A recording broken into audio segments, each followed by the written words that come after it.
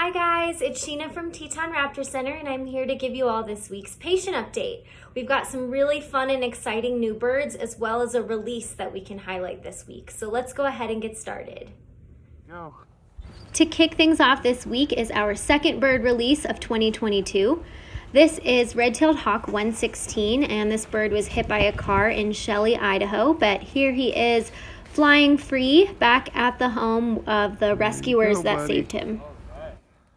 First up for our current patients this week is Redtailed Hawk 210, and this bird came in from Idaho Falls with left eye trauma. You can see in this zoomed in photo of his eye there is a little bit of blood in the eye, and that blood has actually cleared up quite a bit. It used to be covering the entire eye, but we've got him on a course of medicated eye drops 3 times a day, and he's set to have a consultation with our avian ophthalmologist soon, so more news to come on this bird next week. Here we have Bald Eagle 210, and this juvenile bird was found in LaBarge, Wyoming with a fractured humerus in her left wing. The fracture was actually broken right near the joint, and typically we would always have our vets put a surgical pin inside the bone, but because this fracture happened so close to the joint, it would be really difficult to get a pin in there. So instead, we have wrapped the wing and plan to do PT as it heals. We'll take another x-ray next week to note any progress and provide you guys with updates then. Next up is Golden Eagle 29, and this bird came in from Evanston, Wyoming after being hit by a car. She suffered a fractured coracoid in her left shoulder, and she also tested positive for lead poisoning. So in this next image here, this is her x-ray, and circled in red is her coracoid fracture. And that's a bone that heals really well with cage rest. And then circled down below over here, you can actually see the highlighted pieces of lead fragments that she ingested into her stomach. So we were trying to get her to cast up those materials, which she eventually did, into a pellet. And when we x-rayed that pellet, anything that you see here that's glowing, those are all lead fragments. So she is being treated for lead poisoning and is undergoing chelation therapy, and she is currently in her second round of chelation. Next up is this great horned owl. This is great horned 130, and she came in from Ryrie, Idaho. She's been diagnosed with left eye trauma. You can see her pupils are 2 different sizes, and here's a zoomed in look of the injured eye. She is going to be getting an exam by our avian ophthalmologist, and hopefully we'll have more information on that soon. But even though she may not be able to see out of that left eye, she could still possibly be a candidate for release in the wild, since owls are really good hunters using just their hearing. And so we will evaluate her hunting abilities through live prey testing before we release her, just to make sure that she's a successful hunter.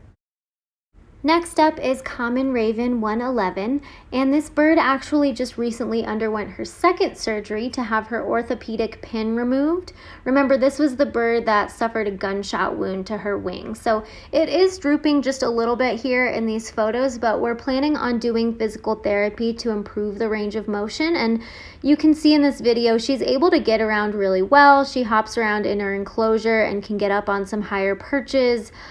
She's eating really well, so we're going to keep trying to get this wing back to normal.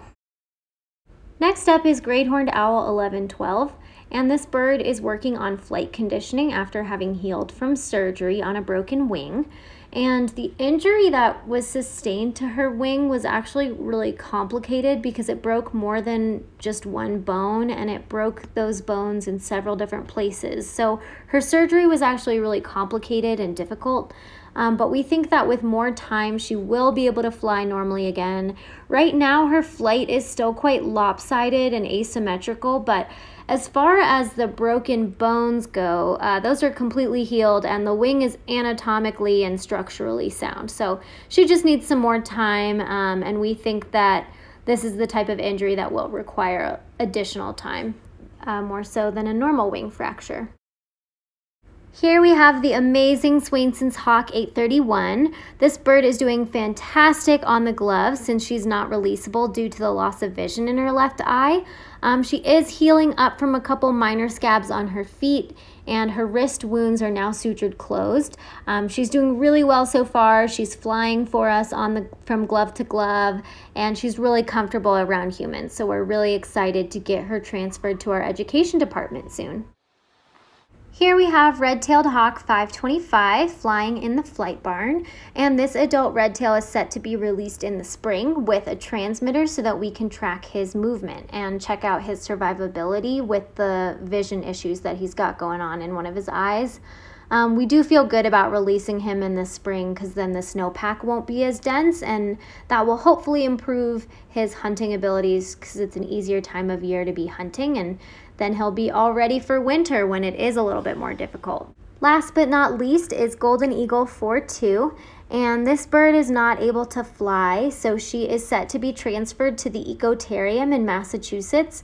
The paperwork on this transfer is taking quite a bit of time, but don't worry, she's going to continue to have a home here with us for as long as it takes.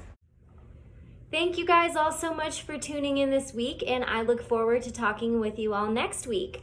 Bye!